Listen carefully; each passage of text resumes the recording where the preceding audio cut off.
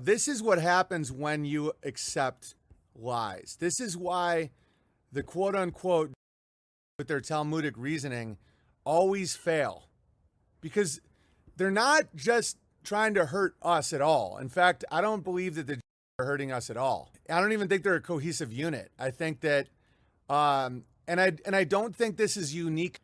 Talmudic reasoning or satanic reasoning, I mean, I've seen it all over the place. I've seen it in Christians, Muslims, atheists, pagans. This type of reasoning always backfires. And this is how they try to skirt around the law of God.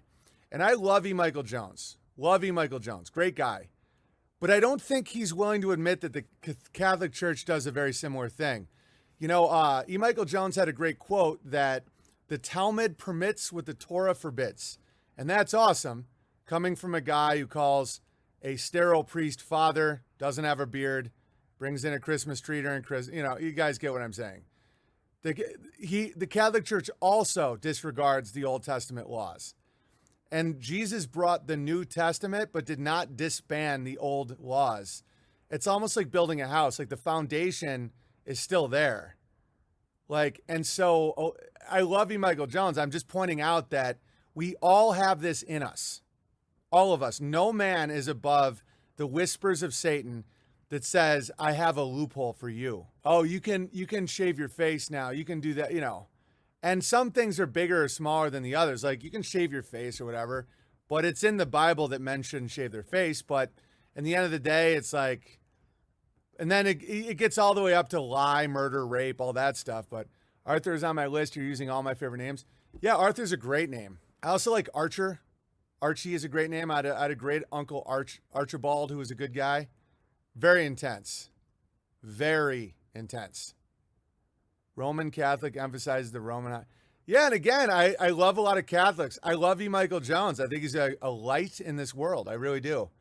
But you have to be honest with yourself, and you have to have relentless self-honesty. Catholics doing a similar thing. But anyway, take it to a level that's unbelievable.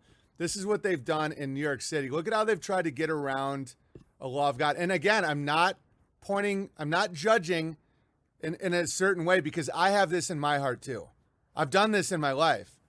I did it this year. I decorated a Christmas tree outside. Like in the Bible, it said, don't bring in a tree like the pagans. My family likes Christmas trees. So we did an outdoor Christmas tree, which is borderline loophole Talmudic reasoning, but I'm okay with it because I'm also Northern European with pagan roots.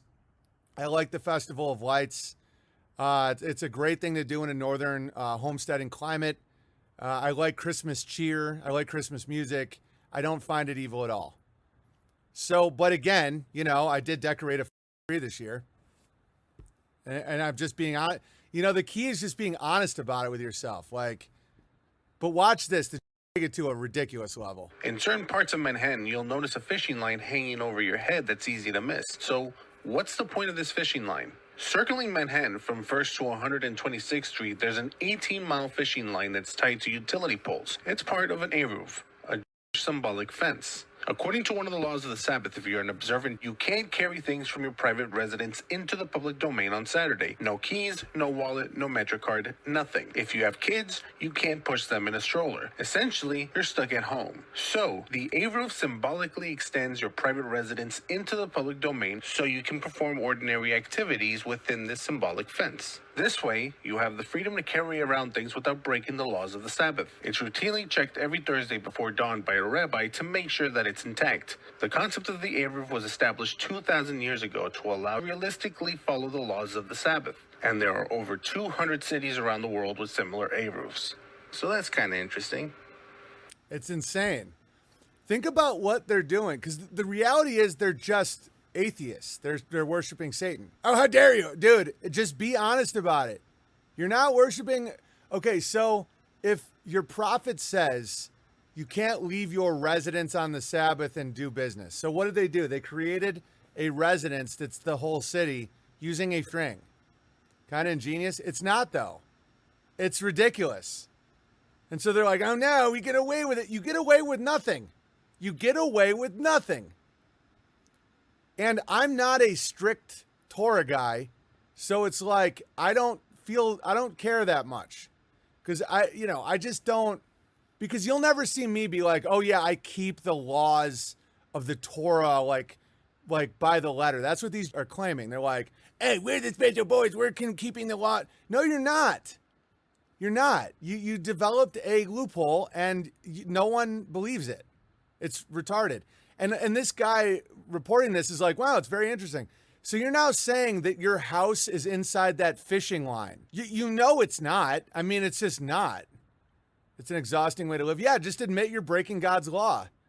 Because I believe in my heart that God hates liars more than people who break his laws. It's like, I think that when you're when you're extracting the virtue from God's laws, but breaking them, you're the worst of both worlds. And that's one reason why always have problems. Always have problems. They're never, I mean, and this is not this is a known thing. You know, Jerry Seinfeld had a joke that was like, did you hear about the Gentile who asked the other Gentile, how's business?